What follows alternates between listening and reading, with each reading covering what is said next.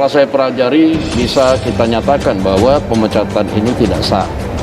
Yang pertama itu baru rekomendasi dari Majelis Etik Kedokteran ID. Yang kedua, hasil rekomendasi itu harus dieksekusi oleh PBID. Nah, sementara pengurus yang lama sudah demisioner, yang baru belum dilantik. Sebagai anggota ini, pemberhentian dilaksanakan oleh PBID selama tamatnya 28 hari kerja. Ketiga, ketetapan ini berlaku sejak tanggal ditetapkan. Kode etik kedokteran, terutama untuk pelanggaran etika yang waktu itu adalah mempromosikan, menjanjikan, dan tentang terapi yang kita sebut sebagai brainwash, waktu itu terkenalnya demikian. Nah, saya yakin dan percaya bahwa Menteri Kesehatan dapat memfasilitasi ini kepada pengurus PBID yang baru. Karena saya lihat juga pengurus PBID yang baru itu kemungkinan besar bisa mengakomodir atau kemudian bisa melakukan komunikasi dengan baik yang kemudian nanti akan difasilitasi oleh Kementerian Kesehatan, oleh Menteri Kesehatan.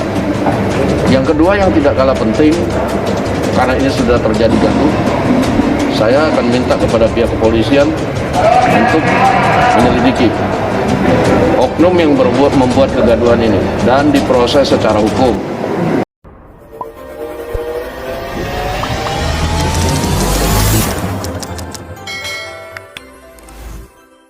Anggota IDI sebut pemecatan Terawan belum keputusan definitif.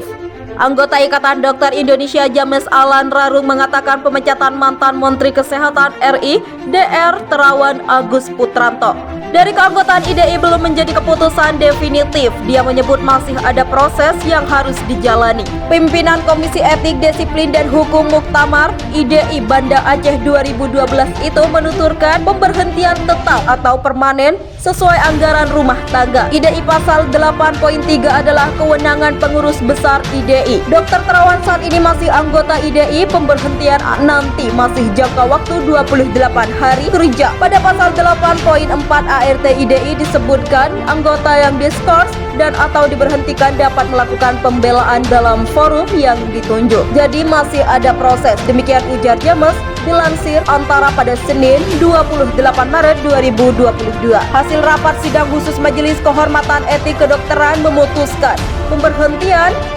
secara permanen Terawan dari anggota IDI. Menanggapi hal itu, James yang sebelumnya menjabat sebagai anggota Biro Hukum, Pembinaan dan Pembelaan Anggota PBIDI menuturkan, sejak ada keputusan tersebut masih ada proses lanjutan lagi sesuai pasal 8.4 ART IDI. Keputusan untuk melakukan pemberhentian Terawan itu ditujukan untuk dilakukan oleh pengurus besar IDI sesuai pasal 8.3 ART IDI, bukan ketua umum pengurus besar IDI. Maka proses selanjutnya adalah harus melalui rapat pengurus besar, rapat musyawarah pimpinan pusat dan rapat pimpinan eksekutif pengurus besar IDI untuk membahas masalah pemecatan Terawan dari keanggotaan IDI. Jika rapat-rapat tersebut sepakat mengeluarkan surat keputusan pemberhentian, Ketua Umum Pengurus Besar IDI dapat mengeluarkan surat resmi terkait pemberhentian tersebut dan menandatanginya. Proses tersebut dapat mulai berjalan jika dalam kurun 28 hari kerja pengurus besar IDI sudah terbentuk dan dilantik. James mengatakan setelah keluar surat pemberhentian secara resmi, Terawan dapat menggunakan haknya untuk melakukan pembelaan sesuai ART IDI pasal 8.4.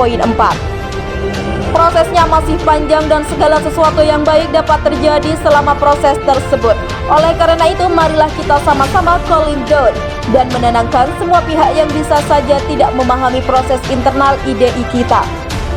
Lalu banyak berkomentar, apalagi lebih disayangkan bahwa itu dilakukan juga oleh sesama anggota IDI. Demikian ujarnya. Ia menuturkan kasus Terawan tersebut jika dibiarkan berlarut-larut berpotensi besar ditunggangi oleh pihak-pihak yang memiliki kepentingan sesaat dan instan dan dapat membuat masyarakat terpengaruh oleh informasi yang berseliweran yang tidak dapat dipertanggungjawabkan. James mengajak semua pihak bersama-sama menenangkan gejolak masalah itu dan memberikan penjelasan yang objektif yang objektif tentang permasalahan pemecatan Terawan di IDI. Jangan sampai kasus DR Terawan menjadi liar, di mana bisa ditunggangi oleh pihak-pihak yang memiliki kepentingan tertentu yang dapat menyebabkan masyarakat salah paham dengan para dokter atau IDI. Demikian katanya. James mengatakan BH42A IDI sudah bekerja maksimal sebelum muktamar dengan meminta Ketua Umum PBIDI untuk menggelar sidang lagi dalam rangka memberikan kesempatan kepada Terawan untuk memberikan penjelasan sebelum ada pembahasan dan keputusan dalam Muktamar IDI Banda Aceh Provinsi Aceh. Lalu Ketua Umum PBIDI memberikan kesempatan meskipun sebenarnya MKEK tetap tidak mau karena sudah mereka putuskan karena perintah Ketua Umum kepada BH42A untuk melakukan pembelaan sebelum Muktamar, akhirnya MKEK bersedia.